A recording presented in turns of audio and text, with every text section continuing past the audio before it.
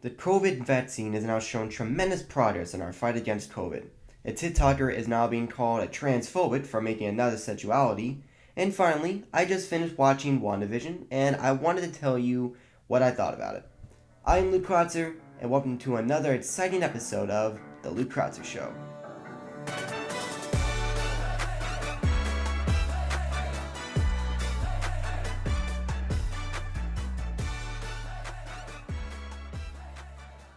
So this first segment follows up on a comment by Porter Stout regarding information about the COVID vaccine and why I think it justifies fully opening up schools and dropping the masks if they want to.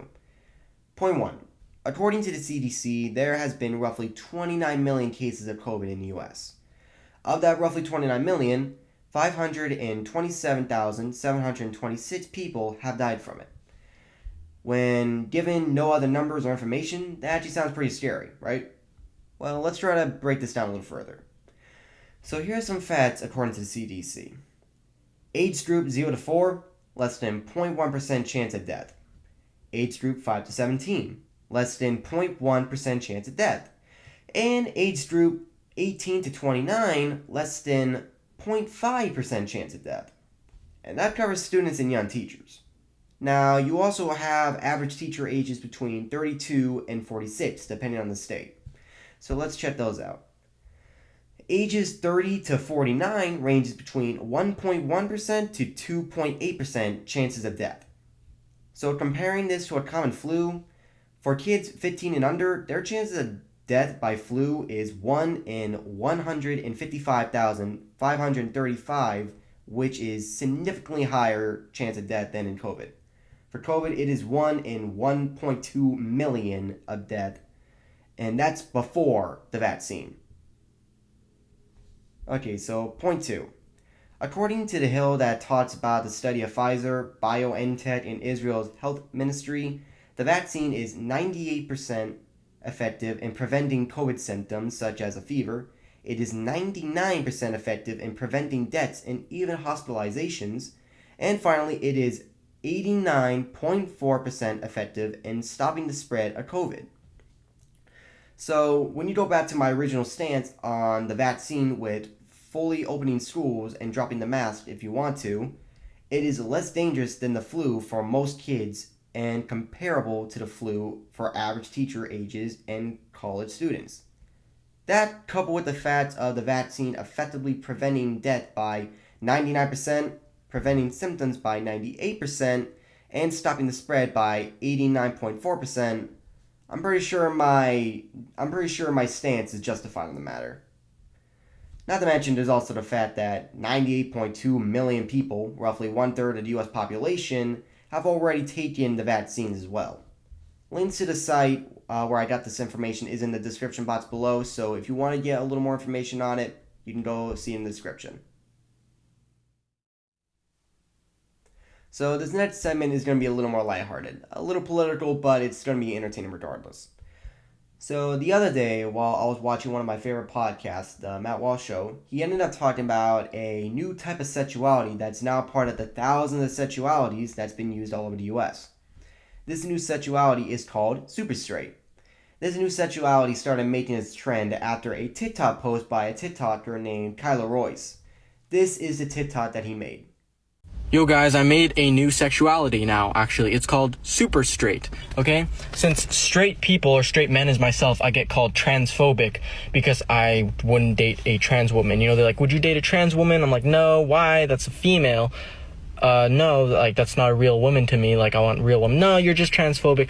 So now, I'm super straight. I only date the opposite gender, women, that are born women. So you can't say I'm transphobic now because that's just my sexuality, you know?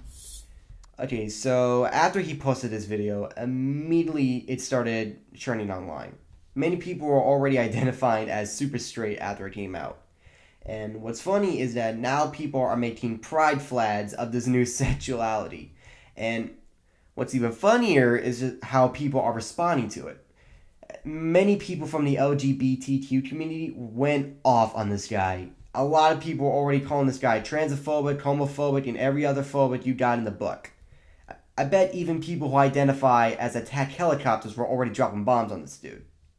Now, the reason why I found these reactions funny is because this guy obviously made this entire video as a joke. He did it in order to troll on the crazy lexicon of sexual identities that are being pushed now. Some have included so many genders and sexualities to the point where male and female no longer exist. And this kid clearly knew that and decided to make a video as a way of saying, hey, I can make up sexualities too. And I just find that completely hilarious. Now, I get that we live in a free country, and I know that we have a free right to express ourselves in any way we want to. I'm just saying, I don't think that means that we should defy reality itself. Now, I understand that some people have different opinions than me, and I completely understand that. I'm just saying, if we're going to be doing the whole I identify as blank thing, then in that case, ladies, I identify as Channing Tatum. What's up? Okay, so for my final segment for today, recently I just finished watching the new Marvel series WandaVision.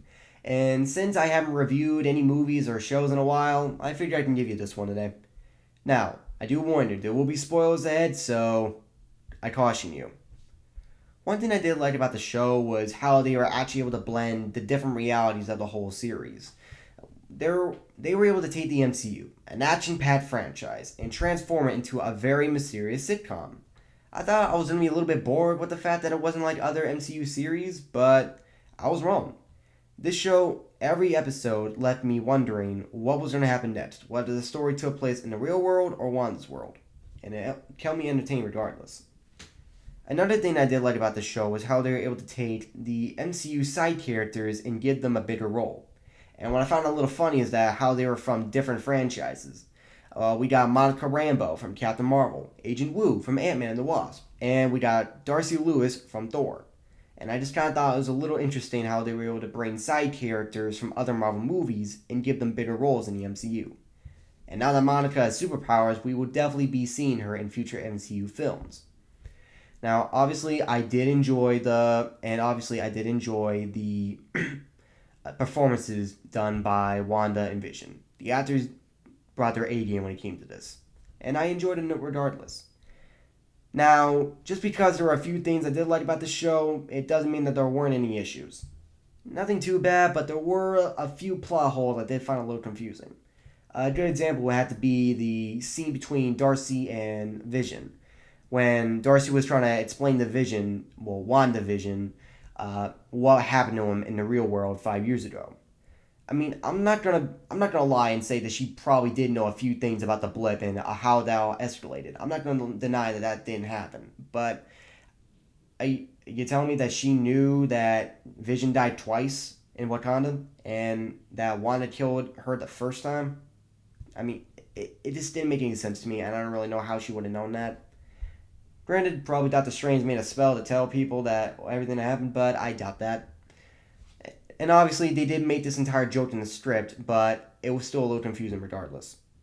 But that's just me nitpicking. The real problem I have with the show was in the last episode. I still enjoyed it, but there were still a few things missing. For starters, some scenes from the final fight were a little off color. I mean, when you compare the fight scenes in this show and compare them to Iron Man versus the Hulk, when the Hulkbuster. When you compare that to that scene, you kind of feel a little disappointed with the fight scenes in this show. Now, I'm not talking about the fight scene between the Visions. I thought that fight scene was actually pretty dope. But the one between Wanda and Agatha, that was a total snooze fest. And then the ending of the show was a little bit confusing to me. Because if you remember, there was an interaction between Monica and Wanda at the end. Monica was saying that Wanda made a sacrifice in order to save the people of Westview, but it was Wanda that put the people under this spell in Westview in the first place. She basically stole their lives for I don't know how long, and she's saying that she made a sacrifice to save them? Frick that, dude. That is not what happened. I get that Wanda was in pain. I do understand why she did what she did, but it was still very wrong. She still did something very wrong for her own personal gain, and I don't know. For that, she kind of lost a little bit of my respect. I don't really entirely like her as a good guy anymore, or even a character. And then she makes me not like her even more after what she does next. After the two stop talking, Instead, Wanda doesn't go to prison for her crimes. She then leaves the entire thing for her own story to live in a cabin in the woods. And that just made me just a little bit ticked off. Being honest, I would have liked the ending better if Wanda did go to prison in like some superpower facility. I actually would have liked that ending. Now, Wanda did learn her lesson in the story. I will not deny that. But she still should have gotten locked up for what she did. That's all I'm saying. With that said, I still did enjoy the show regardless, despite its flaws and despite my ranting. It was an original series. It was filled with interesting characters and dialogue, and it was definitely not what you would expect from an MCU series. It is a show that I definitely recommend watching to you guys. And for my rating, I would definitely give this show a 8 out of 10. Well, that is all the time I have for you today. Before you go, though, be sure to like, comment, and subscribe to my YouTube channel. And while you're at it, be sure to click the little bell icon so that you won't be able to miss any of my latest content. And also, be sure to be on the lookout for any of my videos for next week, because starting Saturday, March 20th, will be my debut for my next series, 5-minute reviews, where I will be reviewing the new Disney Plus series, Falcon and the Winter Soldier. And while you're at it, be sure to be on the lookout for my next trailer time video, for this is a trailer time video that might end with a fatality. I am Luke Krotzer, and thank you for joining me on another episode of The Luke Krotzer Show. Peace out, guys.